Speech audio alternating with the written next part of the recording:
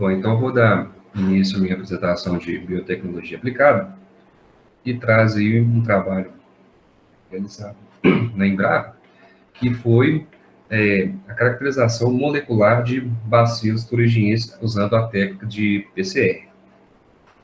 Esse artigo, ele tem uma carga muito densa de informações. Então, o que eu fiz para poder estar melhor identificando, para ser melhor para eu poder passar, uma compilação, né, dos dados, dos fatos mais importantes, para eu poder estar agrupando eles, para eu poder estar apresentando de uma maneira mais clara, né? Que foi, eu vou dar uma introdução, né, sobre essa técnica de PCR, depois, posteriormente, eu vou estar iniciando, entrar direto no artigo, para a gente estar podendo discutir e falar sobre a respeito das técnicas que foram empregadas, da metodologia, né, e também do objetivo do trabalho.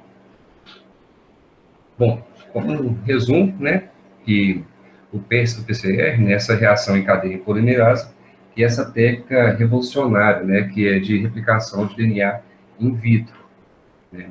Coloquei uma animação aqui justamente para poder estar exemplificando melhor ela, né, justamente quando está passando, que tem extração do DNA, tem os polímeros, os primers que são adicionados, né, outros reagentes também muito importantes, talvez um tubo de PCR, um tubo de pendófilo, né, de PCR, e ele vai ser introduzido em um termociclador, né, que vai estar fazendo aí, realizando a desnaturação, anelamento e ampliação dessa cadeia de DNA, né, das bases, dos pares de gases nitrogenados, né, e posteriormente esse vai ser, esses reagentes vão ser submetidos a gel de agarose, né, e posteriormente vai estar sendo introduzido num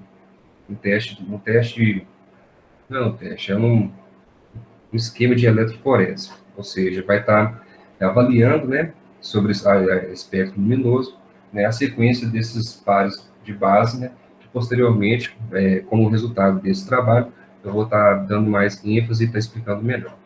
Essa técnica foi revolucionada, né, por Carey Mullis, né, que teve o primeiro trabalho publicado na década de 85, né, que ele é o pai, né, criador dessa técnica, né, que ela foi utilizada para identificação, né, taxonômica de gêneros, espécies, filogenias, né, para justamente estar realizando essa classificação, né, ela tem esse intuito também, né, na classificação biológica, né, que é o nosso caso que a gente vai trabalhar aqui, né, são diversas, né, subespécies de bactérias de bacilos thuringienses, né. Ela abrange diversos organismos, né, justamente para poder estar fazendo essa caracterização molecular, né, da genética de cada indivíduo, ou seja, a gente pode estar trabalhando com fungos, vírus, bactérias, né, até mesmo animais, né, pode estar trabalhando com isso, reino vegetal, né, pode estar fazendo trabalho a respeito dessa técnica também, justamente para a caracterização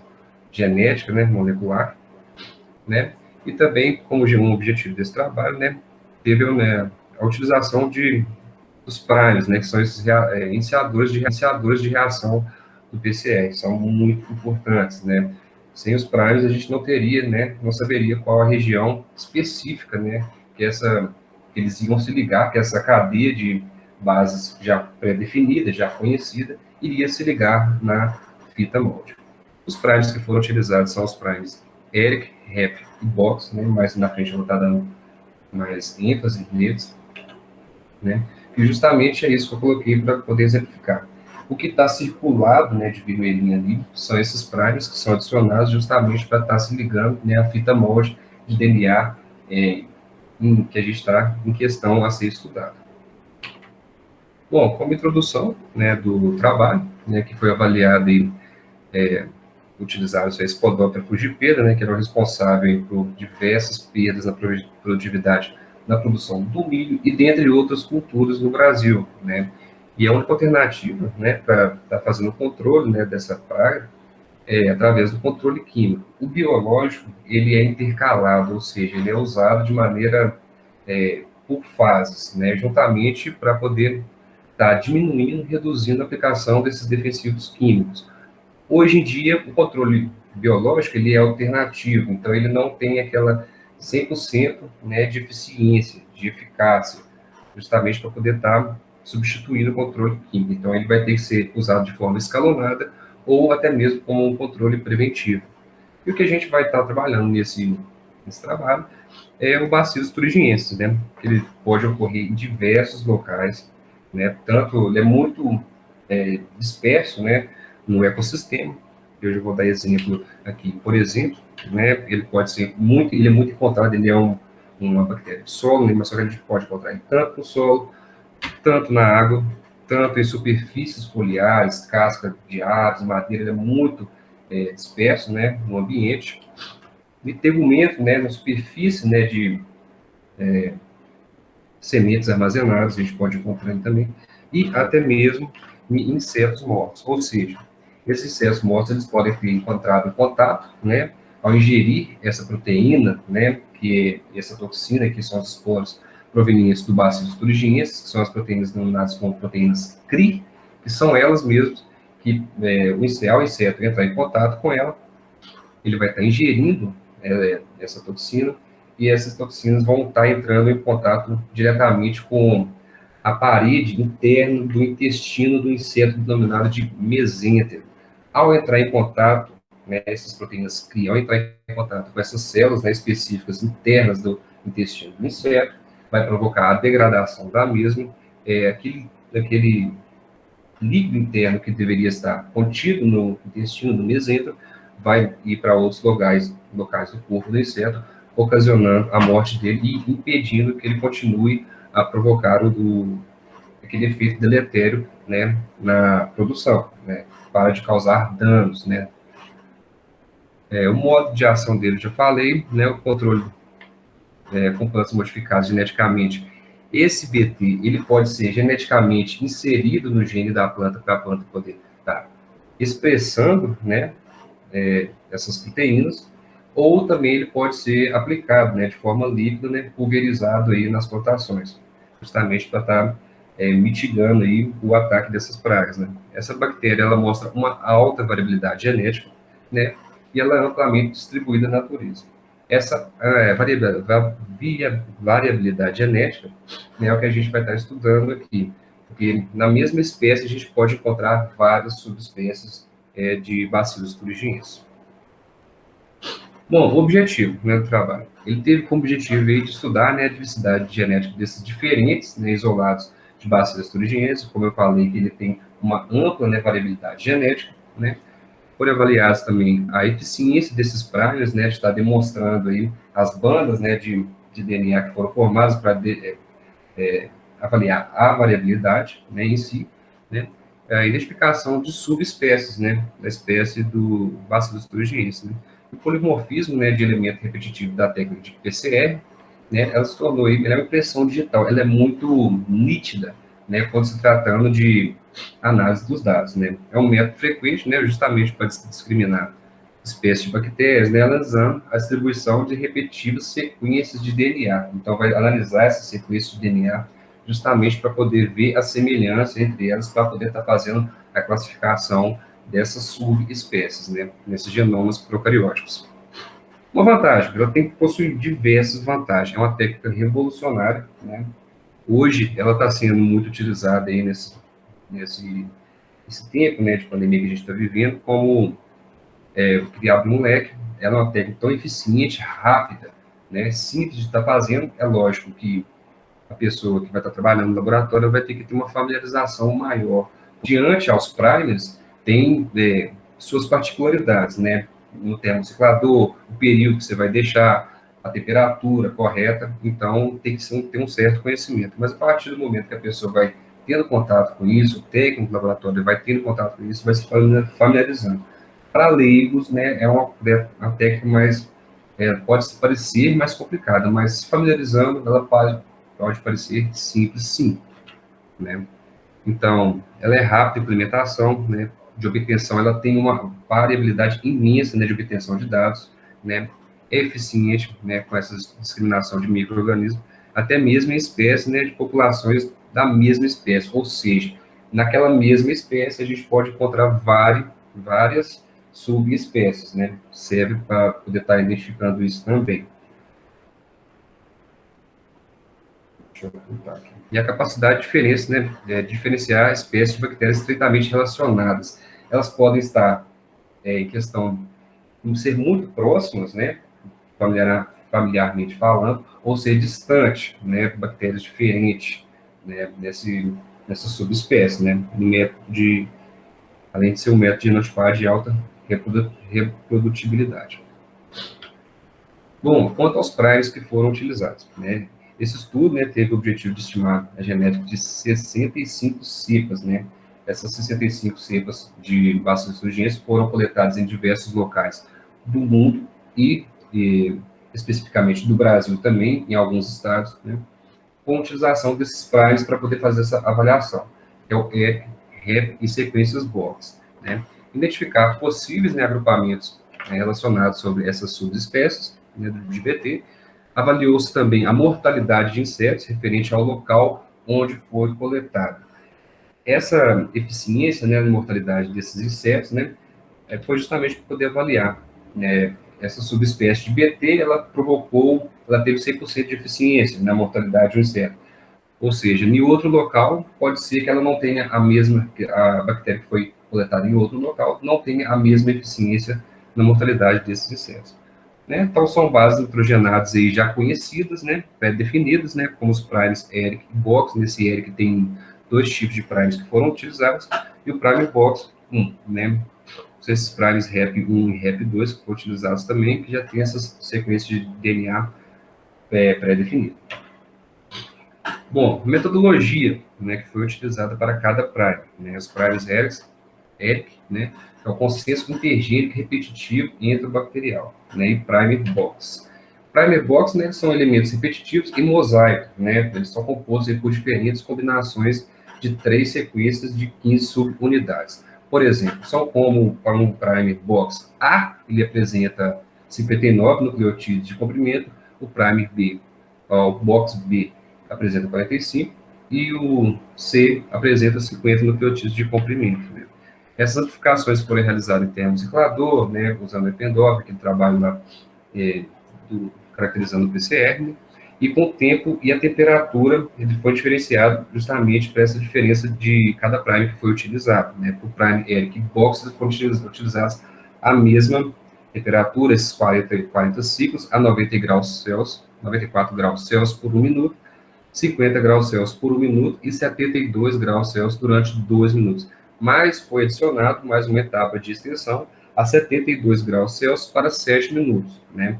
Esses fragmentos amplificados, eles foram separados em gel de agarose a 1,5%, né? Foi adicionada essa solução tampão LTA com ácido acético, né? E posteriormente esse material foi submetido à análise de eletroforese a 80 V por aproximadamente 3 horas. A aplicação desses produtos, né, foi analisada através de luz ultravioleta, né? E a documentação, né, desses aspectos luminosos, dessas bandas luminosas que foram geradas, né, a partir dessa técnica de eletroforese, né, foram armazenados, né, em fotografia, né, em imagens, justamente para posteriormente estar comparando a semelhança entre as bandas, entre cada um, né, dessas sequências de DNA iriam estar mostrando.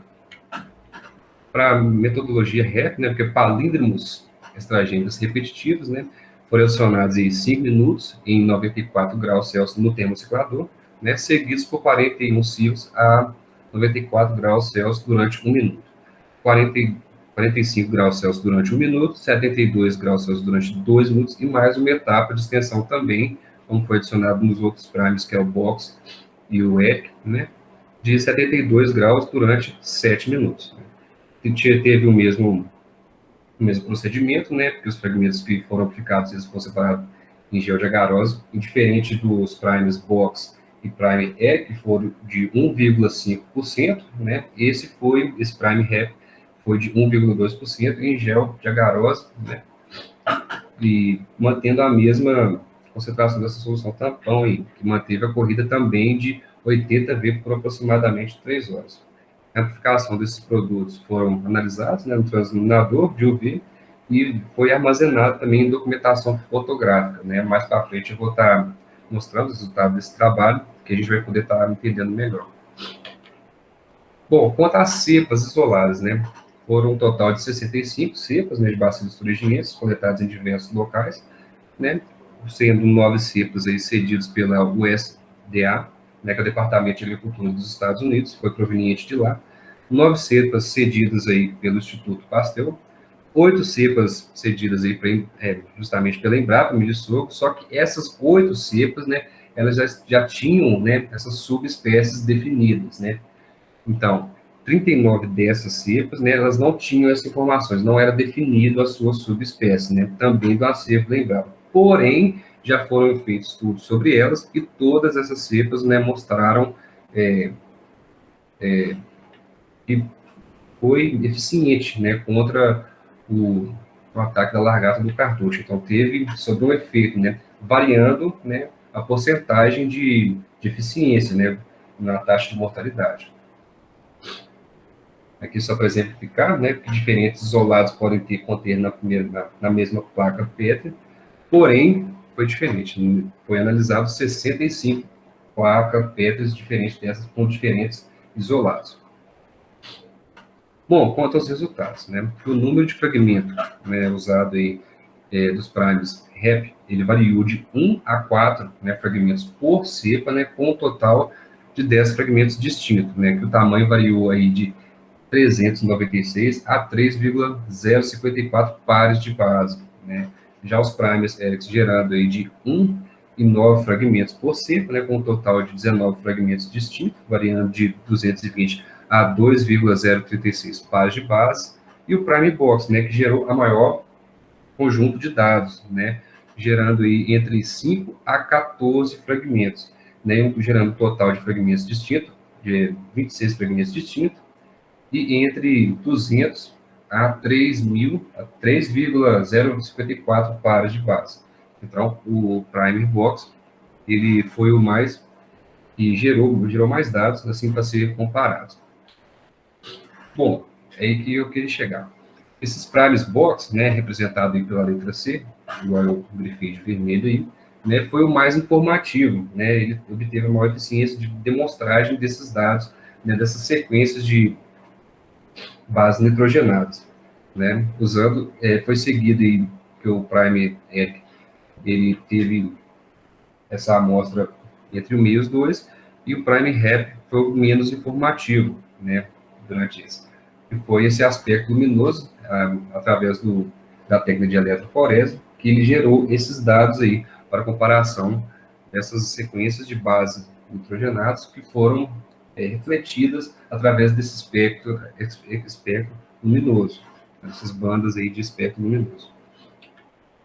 Bom, não há muita informação ainda, né, publicada a respeito da técnica PCR utilizada justamente para verificar a diversidade genética, né, desses isolados de bacilos thuringienses, né? Então, há muito estudo ainda para estar se fazendo, justamente para poder, talvez, patentear, nomear, classificar, né, essas subespécies de bacilos thuringienses, né, porque é uma espécie muito ampla. Eu gostaria de até abrir um leque, que era um dos trabalhos que eu ia realizar também, seria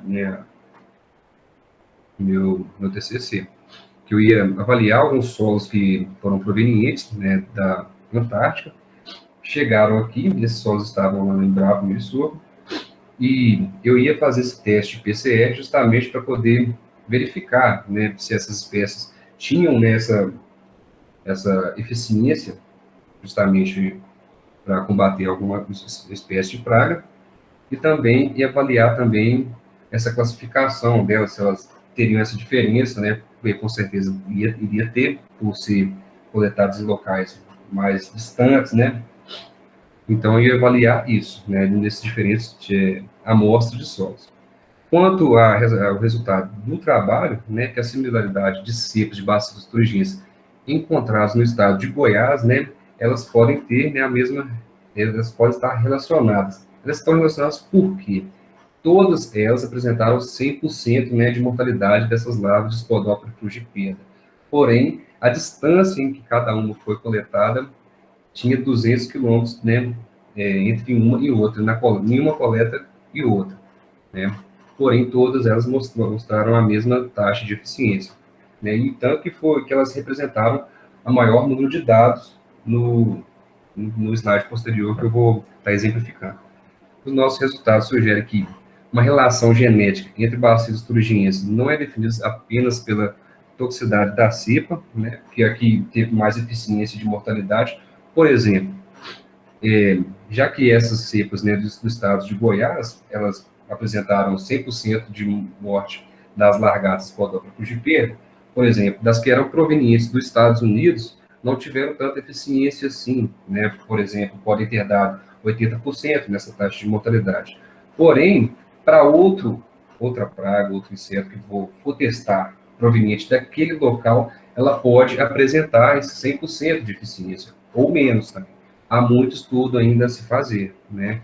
Por outras, isso eu estava exemplificando por essas mais outras razões. Né? Alguns padrões, né, podem ser revelados pela técnica de PCR, né, são reproduzíveis, né, em vez que as reações foram repetidas justamente para poder verificar a reprodutibilidade desses fragmentos, né? Essa reprodutibilidade, né, se torna uma técnica mais confiável do que aquela técnica que a gente já conhece pelo RAPD, ou seja, ela já foi muito utilizada no passado, né? Porém, essa técnica de PCR ela é muito mais objetiva, ela é muito mais eficiente e muito mais eficaz, gera muito mais dados, os dados são muito mais confiáveis, né? E a gente pode até dar um exemplo, na atualidade, pois pessoas que iriam fazer esse diagnóstico, né, para poder ver se estariam ou não contaminadas pela Covid-19, tinha exames que faziam-se a coleta e uma hora depois já teriam um resultado, ou seja, caracterizando a eficiência dessa técnica de PCR, né? Uma técnica revolucionária que ajudou muito, então ela está sendo muito utilizada e é muito promissora, ainda que vai ser utilizada há muito tempo ainda pela frente, porque há muito trabalho a se fazer e ela, por se mostrar eficiente, né, nada mais melhor do que estar utilizando ela. Bom, eu gostaria desse dado, essa tabela, gostaria de estar exemplificando, porque tem muito dado aqui, então eu gostaria de estar dando ênfase do número 27, você pode pegar do número 27 e você vai pegar até o número 51, certo? Todas essas cepas são brasileiras, né, umas provenientes do estado de Goiás, Paraná, São Paulo e Sergipe. O maior número foram coletadas aí do estado de Goiás. Todas elas apresentaram 100% dessa mortalidade, né?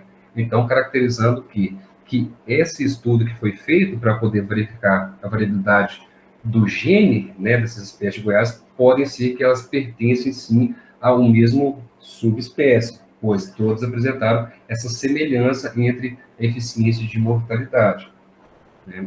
Isso serve também para a gente poder estar identificando, e nesse próximo slide agora, que é o dendrograma, justamente para poder estar fazendo, é como se fosse uma classificação, uma árvore, né, de genealógica, assim, para a gente poder estar classificando melhor. Há muito estudo ainda para se fazer, né, por essa espécie essa isolado de Goiás, né, dessa cepa de Goiás, pode fazer um estudo sobre somente ela, né, porque nesse trabalho a gente avaliou diversas subespécies, né, de diversos locais que foram coletadas cada uma.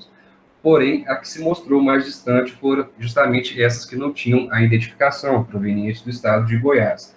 Então, há-se muito estudo para poder fazer, justamente para poder estar renomeando, né, reclassificando ela, justamente porque elas apresentou maior distância no grau parentesco. Já as que tiveram mais, já as que já estavam descritas, né, apresentaram, né, essa proximidade maior.